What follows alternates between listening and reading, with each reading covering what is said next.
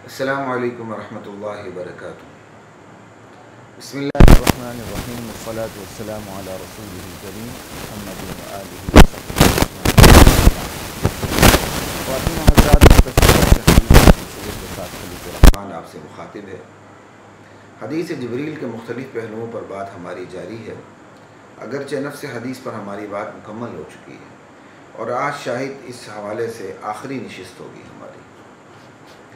حدیث جبریل جو نبی کریم صلی اللہ علیہ وسلم کے نبوی دور کے آخری حصے کی یہ حدیث ہے، جب اسلام تکمیل کی طرف گامزن تھا تو اللہ تعالیٰ نے پورے اسلام کا خلاصہ جبریل امین کو بھیج کے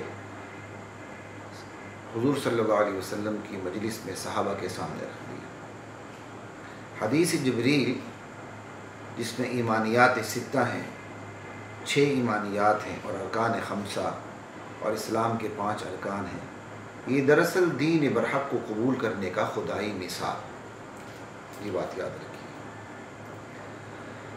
اللہ کے سچے سچے دین کو سچ مچ قبول کرنے کا جو خدائی نصاب ہے وہ حدیث جبریل ہے، جس کے اندر ایمانیات ستہ ہیں اور ارکان خمسہ ہیں۔ 6 ایمانیات ہیں اور 5 اسلام کے ارکان ہیں۔ پھر اس کے اندر علامات قیامت، ٹھیک ہے جی، اور احسان کسے کہتے ہیں، ٹھیک ہے، وہ بنیاد ہی ہے۔ ابھی جو خدائی نصاب ہے تو خواتین و حضرات، خدائی نصاب پر براہ راست بات کرنے سے پہلے تھوڑی سی بات خود نصاب پہ کر لیتے ہیں کہ نصاب اور خود نصاب بنانے والوں کی اہمیت کیا ہوتی ہے۔ سوال یہ ہے کہ نصاب کی تشکیل کون کرتے ہیں؟ لا محالہ کھلا ہوا جواب ہے کہ نصاب کی تشکیل اس نصاب کے ماہرین کرتے ہیں۔ دوسرا سوال یہ ہے کہ نصاب ماہرین نصاب میں کن امور کو پیش نظر رکھتے ہیں؟ سیدھا سا جواب ہے، ماہرین جب بھی کسی سطح کا نصاب بناتے ہیں، چاہے وہ سکول کی سطح کا ہو، مختلف سطحوں کا، چاہے وہ کالج کے لیول کا ہو، چاہے وہ یونیورسٹی کے لیول کا ہو، وہ طالب علم کی ذہنی سطح کو دیکھ کر بناتے ہیں کہ جس طالب علم نے اس نصاب کو پڑھنا ہے اس کی ذہنی سطح کے مطابق ہو وہ نصاب، ایک۔ اور دوسری بات کہ وہ نصاب کامیابی کی ضمانت بنے، اور تیسری بات کہ اس نصاب کے اندر موٹی موٹی چیدہ چنیدہ اصولی باتیں ہیں کہ ان اصولی باتوں کی مدد سے دیگر حقائق تک رسائی ممکن ہو، آسان ہو۔ نصاب میں آپ کو شاہ کلید فراہم کی جاتی ہے، ماسٹر کی وہ فراہم کی جاتی ہے جن سے بند تالے کھلتے چلے جاتے ہیں۔ نصاب میں یوں نہیں ہوتا کہ آپ کو ہر تالا الگ سے کھول کر بتایا جاتا ہو، کیوں؟ نصاب تو فارمولہ ہوتا ہے کہ چند اصولی وہ باتیں کی جاتی ہیں جس سے دیگر حقائق تک پہنچنا آسان بھی ہو اور ممکن بھی ہو، ٹھیک ہے۔ تو نصاب کے اندر ہر بند تالا الگ سے کھول کر بتایا نہیں جاتا، آپ کو اصول بتائے جاتے ہیں جس کی مدد سے آپ علم کے جو بند قفل ہیں، تالے ہیں، وہ آپ علم کی چابی سے کھولتے چلے جاتے ہیں، ٹھیک ہے۔ اور پھر جو نصاب ہے وہ اپنی حدود میں طلبہ کے مزاج کی تشکیل اور تخلیق کا کام کرتا ہے۔ نصاب اپنی حدود میں طلبہ کے مزاج کی تشکیل اور تخلیق کا کام کرتا ہے، ٹھیک ہے۔ اب ہمارے درس نظامی کے نصاب کو دیکھ لیں کہ پہلے وفاق المدارس کا نظام نہیں ہوتا تھا، درس نظامی تھا لیکن وفاق المدارس کے تحت کوئی ایک معین سلیبس نہیں تھا، یعنی کتابیں اس سے زیادہ ہوتی تھیں، اپنے ذوق کے مطابق بڑے بڑے اساتذہ ہوتے تھے، سبجیکٹ اسپیشلسٹ ہوتے تھے، اور طلبہ بھی محنتی ہوتے تھے، نیت میں اخلاص ہوتا تھا، دور دراز کے سفر کرتے تھے، اور ہر سبجیکٹ مضمون اس سبجیکٹ کے ماہر سے جا کے پڑھتے تھے کہ ایک مضمون فقہ کہیں جا کے پڑھی، اصول فقہ کہیں جا کے پڑھی، تفسیر کہیں جا کے پڑھی، حدیث کہیں جا کے پڑھی، اصول تفسیر کہیں، اصول حدیث کہیں ہیں، اسماء فن جو یہ نقد و جرح کا اسماء اور رجال کا فن ہے یہ کہیں جا کے، اسی طرح صرف کہیں، نحو کہیں، بلاغت کہیں. پھر اس طرح نہ صرف اساتذہ میں تنوع ہوتا تھا بلکہ اساتذہ کے مزاج میں بھی تنوع ہوتا تھا. پھر اسی نسبت سے نصاب میں بھی تنوع آئی جاتا تھا، نصاب میں بھی رنگا رنگی آ جاتی تھی. اور اس کا نتیجہ یہ نکلتا تھا کہ مختلف مزاج والے اسکالر سامنے آتے تھے. مختلف مزاج سے مراد یہ نہیں کہ آگ پانی ہو، ہر پھول کی اپنی خوشبو ہوتی ہے.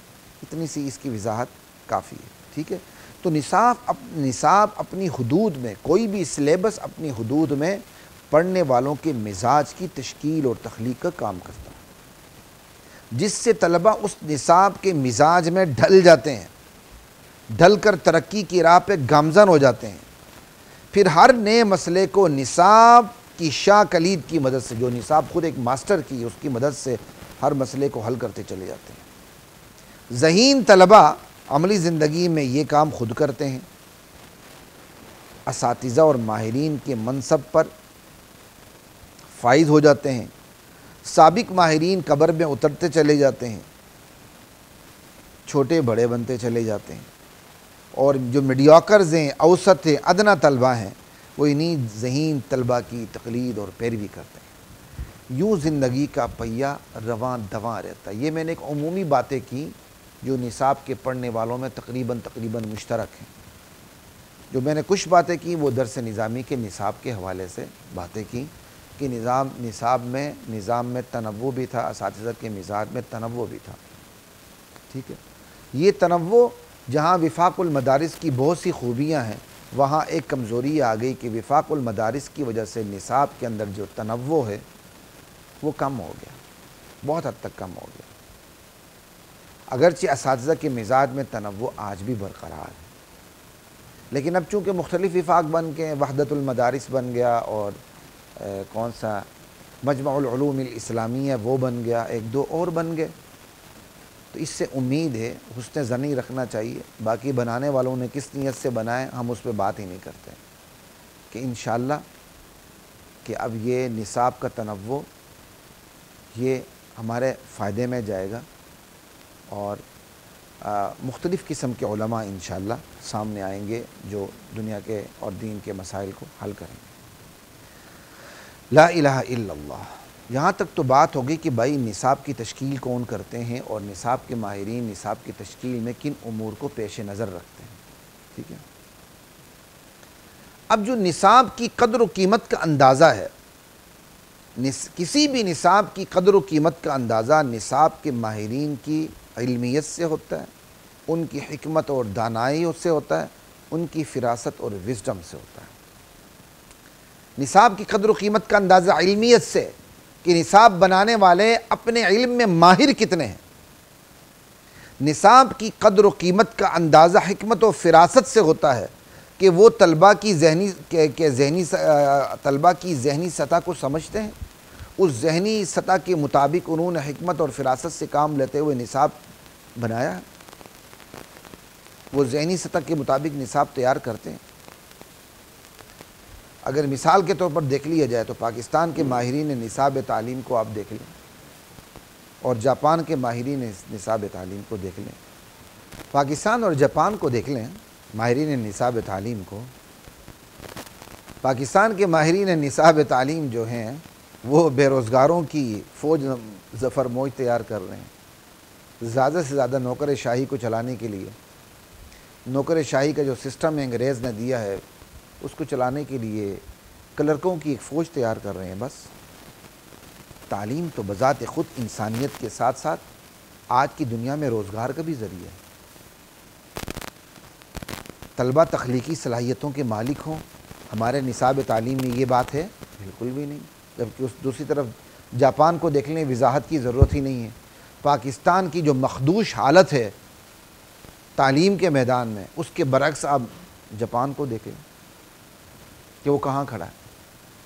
یہ ہوتا ہے نظام تعلیم کا، نصاب تعلیم کا، تربیت کا، ماحول کا فرق. اب اس تمام تر وضاحت کے بعد آتے ہیں خدائی تعلیم کے نصاب کی طرف، تعلیم کے خدائی نصاب کی طرف، ٹھیک ہے جی۔ جو خدائی نصاب ہے، اس نصاب کا خالق کون ہے؟ سیدھا سا جواب ہے کہ خدائی نصاب کا خالق خود خدا ہے، اللہ ہے۔ اس سے نصاب کی قدر و قیمت کا اندازہ لگا لیں آپ، کیونکہ خالق نصاب کی علمیت، حکمت، فراست، ٹھیک ہے، لا محدود دانائی، کوئی مقابلہ ہے؟ کوئی مقابلہ نہیں۔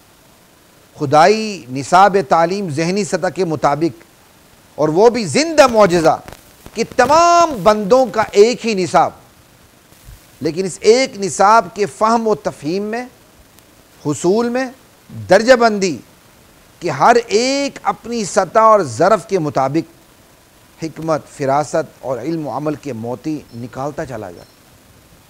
نصاب ایک ہی ہے، عوام اپنی حد تک محدود ہیں، اور علماء عوام کے مقابلے میں لامحدود ہوتے چلے جاتے ہیں۔ خالق کا نصاب خالق کی طرح لازوال ہے، اللہ اکبر۔ مخلوق کی طرح خالق کے نصاب کو زوال نہیں ہے۔ پھر یہ جو خالق کا نصاب ہے، اس میں جو کامیابی کی ضمانت ہے وہ دونوں زندگیوں میں ہے، انسانی نصاب کی طرح نہیں کہ انسانی نصاب جو ہے اس میں اگر کامیابی مل بھی جائے وہ دنیا کی زندگی تک محدود ہے بس۔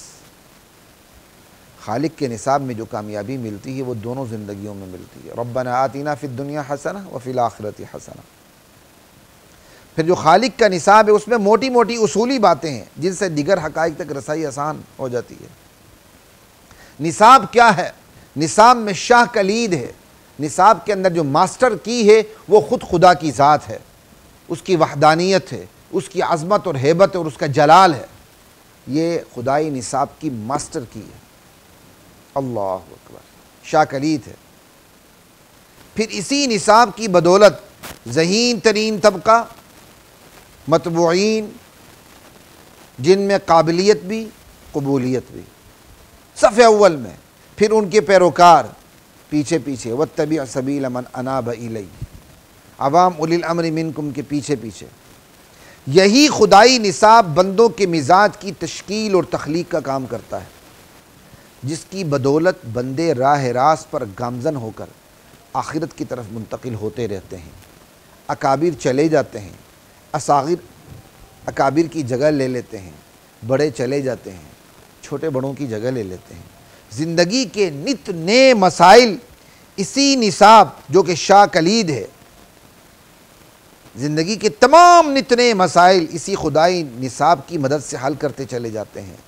حل کرنے والے علماء ہوتے ہیں، مجتہد ہوتے ہیں، اس حل کی پیروی کرنے والے عوام ہوتے ہیں، حکمران ہوتے ہیں، ٹھیک ہے۔